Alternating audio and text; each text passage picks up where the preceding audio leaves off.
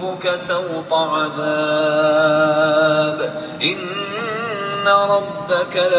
لبالمرصاد فأما الإنسان إذا ما ابتلاه ربه فأكرمه ونعمه فيقول ربي أكرمن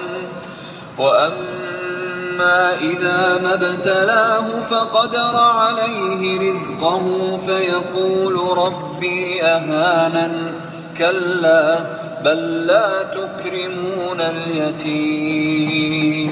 ولا تحاضون على طعام المسكين وتأكلون التراث أكلا لما وتحبون المال حبا جما كلا إذا دكت الأرض دكا دكا وجاء